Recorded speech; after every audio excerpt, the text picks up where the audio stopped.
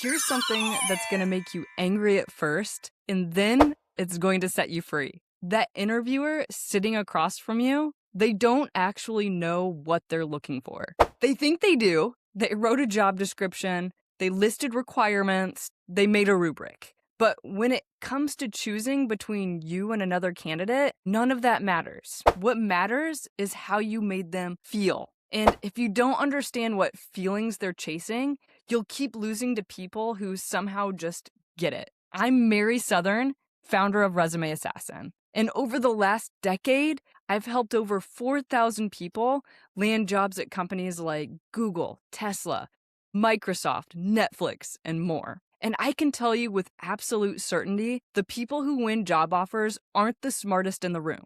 They're the ones who understand what's really happening in that interview room.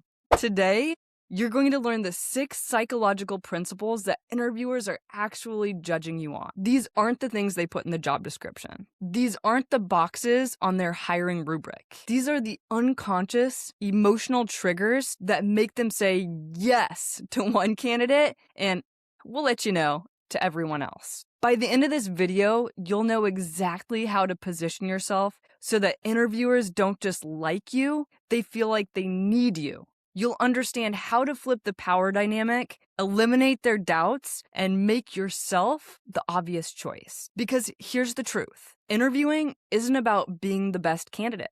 It's about being the candidate they can't say no to. Let's get into it. Let's start with something that will completely change how you approach every interview from this moment forward. When you walk into that room, you think the interviewer is evaluating your skills, your experience, your education. And sure, those things matter, but they're not the main thing. Here's what's really happening. The interviewer is drowning. Maybe their team is understaffed and everyone's working nights and weekends. Maybe their last hire quit after 3 months and left a disaster behind. Maybe they have a massive project launch in 6 weeks and they have absolutely no idea how they're gonna pull it off. Every single job opening exists because something is broken, missing, or overwhelming. Your job isn't to prove you're qualified. Your job is to prove you're the solution to their specific nightmare. Think about it like this. When you have a splitting headache, you don't care about the science of ibuprofen. You don't want a lecture on how pain relieves work. You want the pain gone. You want relief fast. That's what interviewers want.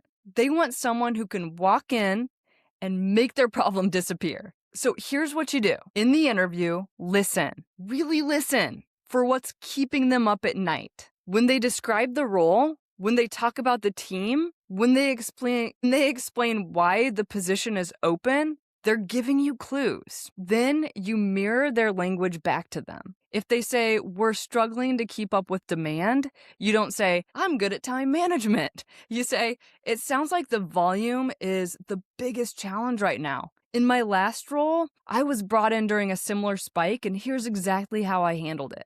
You're not just answering questions. You're showing them that you get their world. You understand their pain, and you've solved it before. When you do this, something really magical happens. They stop seeing you as a candidate. They start seeing you as the person who's going to save them. Now let's talk about something that interviewers will never admit out loud.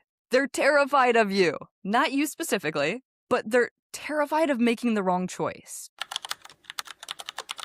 Because here's the reality. Every interviewer has been burned before. Maybe they hired someone who looked perfect on paper, but was a nightmare to work with. Maybe someone quit after 2 weeks. Maybe someone overpromised and underdelivered.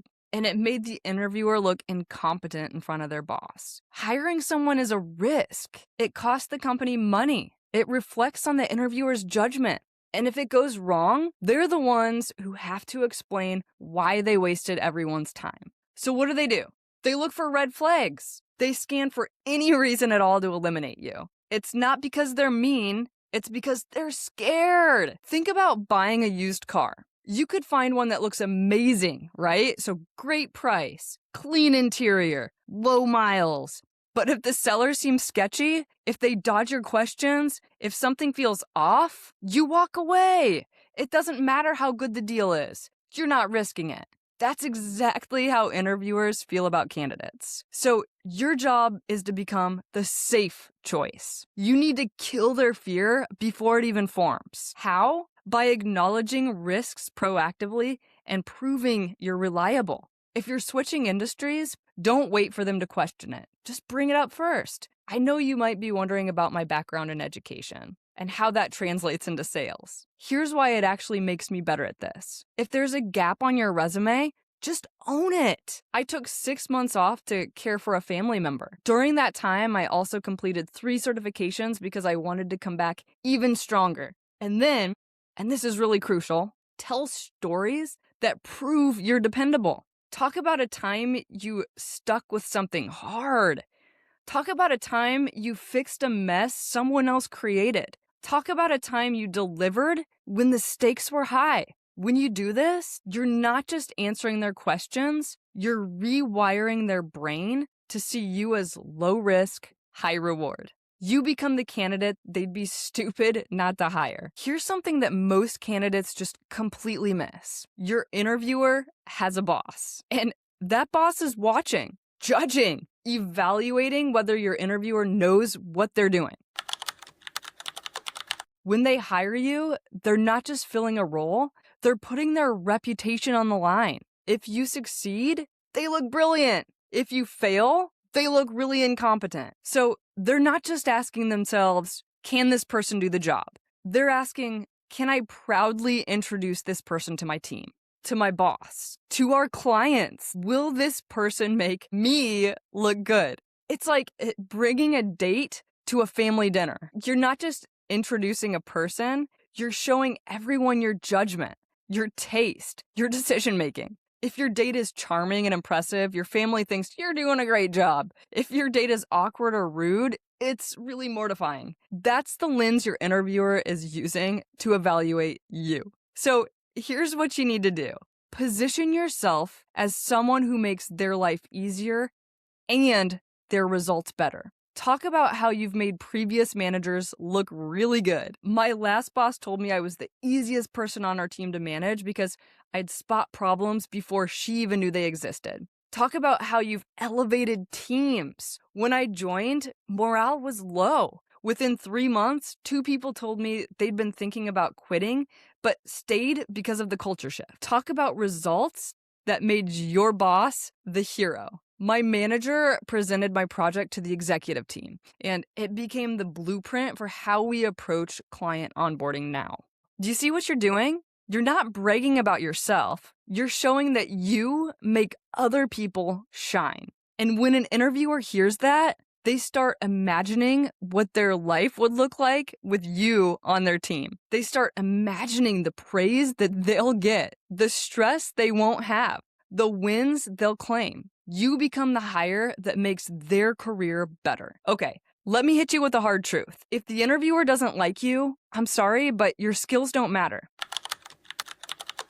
I know that sounds harsh. I know you've worked hard for your qualifications, but hiring is emotional. It's not logical. And if you don't have chemistry with the interviewer, someone else with a weaker resume but better energy will get the job. Let me give you an example. Imagine you're choosing a roommate, right? So candidate A has this 6-figure job, impeccable references, and just spotless background check. Candidate B makes less money, has an okay background, but when you meet them, you instantly click. You laugh at the same things. Conversation flows. You can imagine grabbing coffee with them on a Sunday morning. So who are you picking? You're probably picking candidate B every single time because you're going to see this person every day. You're going to share a space with them. And no amount of credentials makes up for bad vibes. That's exactly what interviewers are thinking about. They're asking themselves, do I want to work with this person every day? Do I trust them? Do I like them? And here's the brutal part. They usually decide this within the first 5 minutes. So how do you build chemistry fast? First, be warm, smile, use their name, match their energy. If they're formal, be polished. If they're casual, relax a little bit. Second, Be human. Show personality. Make a lighthearted comment. Laugh. Laugh at their jokes. Let them see you're not a robot reciting rehearsed answers. Third, find some common ground. If you notice a photo on their desk, just mention it. If they went to your alma mater, bring it up. If they mention a hobby, comment on it. And fourth, this is huge. Show that you're interested in them, not just the job. Ask about their experience. Ask what they love about working there. Ask what success looks like from their perspective. When you do this, something shifts. The interview stops feeling like an interrogation and it starts feeling like a conversation between two friends. And when that happens, you're no longer just a candidate. You're someone they want to be on their team. Let me tell you why most candidates lose before they even start talking. They walk into the interview and it's obvious, like painfully obvious, that they're desperate. They're applying everywhere. They'd take any job. They're not excited about this opportunity. They're just excited about a opportunity. And interviewers, they can smell that from a mile away. Think about dating. If someone's clearly just looking for anyone to fill a void, you can feel it. You're not special to them. You're just convenient. And that kills any sort of attraction instantly. But if someone makes you feel like you specifically are exactly what they've been looking for, that changes everything. That's what interviewers want. They want to feel chosen. They want to know that you've done your homework. They want to believe that you'll stay, you'll care, and you'll thrive, not just clock in and start looking for the next thing. So here's how you prove it. First, research deeply. And I'm not talking about reading the About Us page, okay? I'm talking about knowing their recent projects, their competitors, their challenges, and their wins. When they ask, why do you want to work here?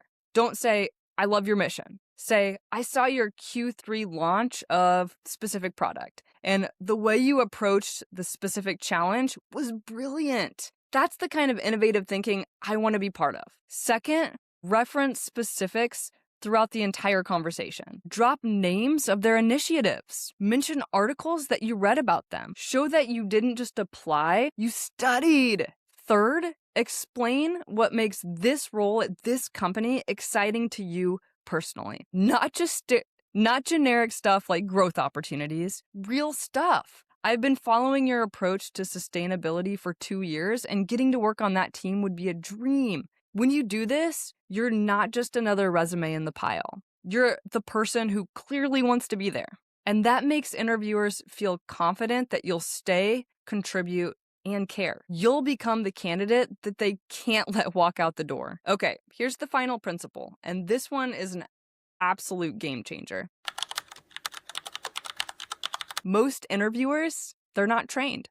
They're winging it. They have 10 other things on their plate. They threw together some questions last minute, and they're secretly hoping you make this easy for them. So here's what most candidates do wrong. They wait to be led. They answer whatever's asked. They let the interviewer control everything. Big mistake! Because when you do that, the conversation goes wherever the interviewer randomly decides to take it. And if you don't ask the right questions, they never see your best stuff. Think of it like being a tour guide, right?